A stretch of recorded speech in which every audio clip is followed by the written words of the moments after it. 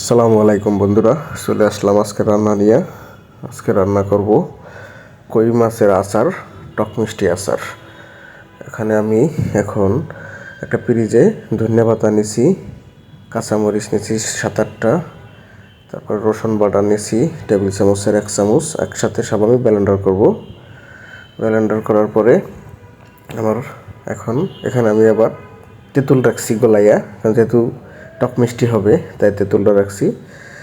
এখন আমি কড়াইটা গরম হয়ে গেলে তেল দিয়ে দিব। তেলটা গরম হয়ে গেলে তারপর আমি যে মিশ্রণটা রাখছিলাম ব্লেন্ডার করে, মিশ্রণটা আমি এখন অ্যাড করে দিলাম। এটাকে সুন্দর মতো একদম শুকায় ফেলাইতে হবে। এখন বর্তমানে যে কালারটা আছে এই কালারটা চেঞ্জ হয়ে যাবে। এখানে আমি হলুদ দিয়ে দিলাম 4 চামচের হাফ চা চামচ।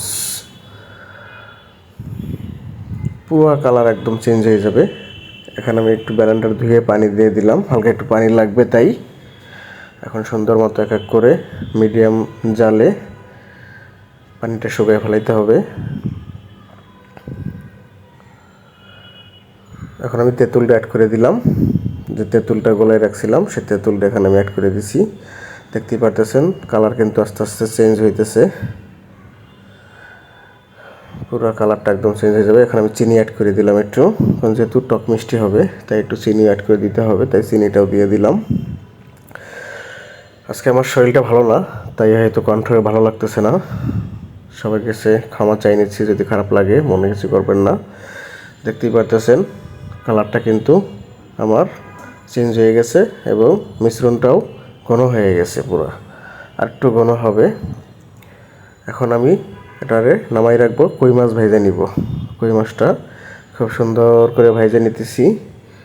আপনারা যেরকমভাবে কই মাছ ভাজি খান বা আপনারা যেরকমভাবে তেলে ভেজে খান এরকম ভাজবেন। ভাজার পরে সুন্দর মতো তারপর আবার আমি যে মিশ্রণটা নামাই রাখছিলাম সেই মিশ্রণটার সাথে মিশিয়ে দিব। খুবই সহজ একটা রান্না, অবশ্যই আপনারা ট্রাই করে দেখবেন, আপনাদের কাছে ভালো লাগবে আশা করি। অনেকেই হয়তো জানেন না তেঁতুল টক দিয়ে মানে কই মাছের আচার কেমনে বানায়। আজকে আমি ফুল ভিডিওটা দেখাইলাম। এখন আমি মিশ্রণটার ভিতরে কই মাছ দিয়ে দিলাম, এক এক করে সুন্দর মতো মশলাটা পুরো কই মাছে মাখাই নিব। যাই হোক, আমার ভিডিওতে যদি কেউ দেখে ভালো লাগে ভিডিওটা, অবশ্যই লাইক শেয়ার কমেন্ট করবেন। কেমন লাগলো তাও জানাবেন। হয়ে গেল আমার তেঁতুল টক আচার। আপনাদের কাছে কেমন লাগলো অবশ্যই কমেন্টে জানাবেন। আল্লাহ হাফেজ।